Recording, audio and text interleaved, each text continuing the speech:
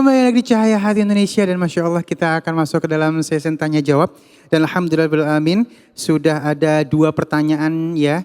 Insya Allah ini yang pertama kita akan ambil dari media sosial dan yang kedua dari jamaah yang ada di masjid.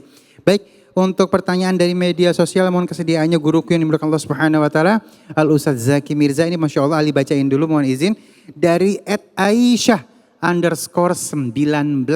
Pertanyaan beliau, apakah berhutang dan kredit barang itu sama?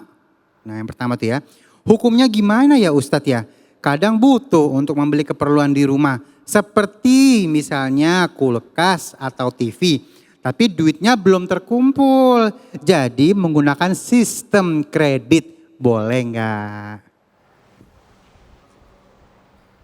Bismillahirrahmanirrahim. Buat adinda kita yang sudah bertanya, gaya hidup sekarang itu sudah tidak bisa lepas dari cicil mencicil, Ibu. Bahkan begitu banyak daya tarik untuk urusan pinjam meminjam ini, bahkan sudah online. Begitu banyak kasus-kasus yang pada akhirnya mau tidak mau seseorang harus terlilit hutang karena dia pernah menyebarkan sekali saja KTP masuk ke salah satu aplikasi online dan itu bisa menyebar kemana-mana. Hati-hati. Makanya kalau permasalahannya adalah kredit dengan hutang, pada prinsipnya sama. Karena hutang itu sesuatu yang harus dibayar. Kredit pun juga sesuatu yang harus dibayar, bahkan tidak lepas dari unsur riba. Yang jadi permasalahan sekarang adalah bagaimana kita bisa cerdas memilah dan memilih. Seperti yang saya sampaikan tadi, mana yang namanya kebutuhan, mana yang namanya keinginan. Contoh, ada seseorang bawa batu, kemudian batu koral ya, batu besar, kemudian kerikil dan pasir. Ini ada toples. Yang paling bagus itu adalah ketika kita memasukkan batu terlebih dahulu. Setelah itu kerikil, baru terakhir pasir. Kenapa? Toplesnya pasti akan terisi penuh, muat. Karena batu itu memberikan sela-sela untuk kerikil masuk. Ketika kerikil masuk, dia juga memberikan sela-sela untuk pasir masuk sehingga saling memenuhi. Sekarang kebayang nggak kalau ini masukin pasir duluan? Udah penuh duluan Bu, udah setengah toples. Belum lagi batu, belum lagi nanti yang besar. Batu itu ibarat kebutuhan kita yang pokok, yang primer. Contoh, makan, pakaian. Kita mengenal dengan istilah sandang, pangan, papan. Tapi yang berikutnya, kerikil itu ibarat sesuatu yang membuat hidup kita menjadi lebih nyaman. Misalnya asuransi syariah dalam kesehatan, asuransi jiwa. Tapi wajib apa tidak? Tidak. Ada alhamdulillah, nggak ada jangan maksain. Nah kalau yang ketiga, pasir ini hanya dalam bentuk fun, kesenangan.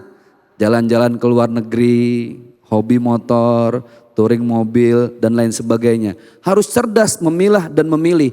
Mana yang harus kita prioritaskan, mana yang harus kita belakangi.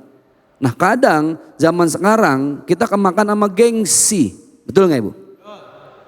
Baginda Rasulullah SAW ketika Sayyidina Umar masuk ke rumah beliau.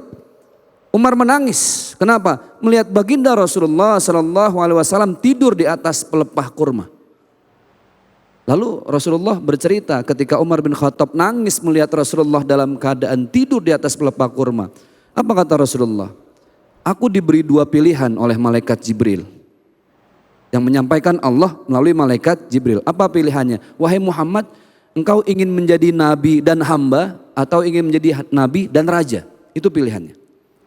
Menjadi nabi dan hamba atau nabi dan raja. Baginda Rasulullah SAW beliau mengatakan, aku lebih memilih menjadi nabi dan hamba. Kalau seandainya aku memilih menjadi nabi dan raja, pasti Allah akan menjadikan gunung Uhud itu sebagai emas. Allah akan menjadikan mutiara-mutiara di dalam lautan itu menjadi semuanya milik baginda Rasulullah SAW. Tapi aku lebih memilih menjadi nabi dan hamba. Sebuah kesederhanaan hidup. Sederhana itu bukan harus susah. Kenapa banyak orang ngutang, kredit, nyicil karena keinginan, syahwat Ibu. Yang namanya nafsu itu bukan hanya sekedar birahi, tapi bagaimana mengikuti keinginan, gaya hidup, gengsi, prestis dan lain sebagainya. Maka solusinya kredit atau hutang bagaimanapun itu sesuatu yang wajib kita bayar. Wajib. Dan tadi sudah kita sampaikan, orang meninggal syahid, mati syahid pun semua dosanya dihapus kecuali hutang. Itu yang meninggal dalam keadaan syahid. Apalagi dalam keadaan kita yang penuh dengan dosa.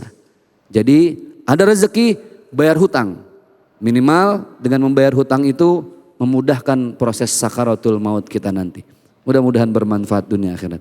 Masya Allah, terima kasih guruku yang dimuliakan Allah Subhanahu Wa Taala. Mudah-mudahan juga kita kalau kagak ada duit, kagak dinaikin, nafsunya pengen beli apa ya. Pas ada duit baru kita kepengen beli apa, amin. Jadi kagak ada yang ngutang. Dan baik, untuk yang kedua kami persilakan dari jamaah yang hadir di sini. Silakan ayahanda. Ya. Assalamualaikum warahmatullahi wabarakatuh. Waalaikumsalam warahmatullahi wabarakatuh. Afwan Ustadz, saya Yadin dari Jamaah Masjid Al-Mujahidin Cikarang Utara. Ingin bertanya, saya sebagai orang tua terkadang suka melihat tuh anak-anak dari teman saya suka bermesra-mesraan dan memang mereka itu bukan muhrim. Ya. Sikap saya itu gimana ya? Apa saya boleh menegurnya atau saya biarkan saja? Karena biasanya kalau ditegur itu Ustadz suka bilang, suka ikut campur gitu. Itu saja mungkin tanya. Demikian. Assalamualaikum warahmatullahi wabarakatuh. Assalamualaikum warahmatullahi wabarakatuh. Ya silakan ya Habibi. Alhamdulillah, terima kasih atas pertanyaannya, ini sangat luar biasa karena fenomena yang kita jalani dalam hidup. Anak itu anugerah dan amanah. Anugerah artinya kita nggak bisa milih bentuk muka anak kita gimana. Bisa nggak kita pilih? Hidungnya gimana, warna kulitnya, nggak bisa. Itu memang pure Allah kasih. Amanah artinya ketika Allah kasih anak itu dalam keadaan suci, kita harus balikin dalam keadaan suci. Kullu mauludin yuladu ala fitrah. Setiap anak itu hakikatnya adalah suci, bersih. Fa'abawahu yuhawidanihi wa yunassiranihi wa yumajjisanihi. Tapi kedua orang tuanya yang tanggung jawab menjadikan dia orang Majusi, Nasrani atau Yahudi.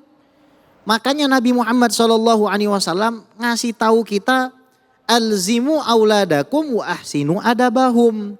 Alzimu auladakum, tolong pepet terus tuh anak. Kalau misalkan anaknya marah, urusin aja urusan babak. Lah, yang ngasih makan lu dari kecil siapa tong? Yang nyekolahin lu siapa? Yang nyebokin lu siapa? Yang nyapih lu siapa? Ketika lu sakit di rumah sakit yang ngerawat siapa? Fikir. Gitu Beb ya. Fikir, jangan pakai dengkul ngomong sama orang tua. Hati-hati. Karena fitnah akhir zaman, antalidal amatu rabbataha. Nanti seorang anak dilahirkan budaknya. Seorang tuan dilahirkan budaknya, maksudnya apa? Ada dua sih tafsirannya, tapi yang paling kontekstual, emak bapak diinjek-injek. Ini nauzubillah su'ul khotimah matinya model begitu. Maka jadi orang tua nggak usah takut untuk negor, Bu. Misalkan anak bilang, mama nih kurang kekinian.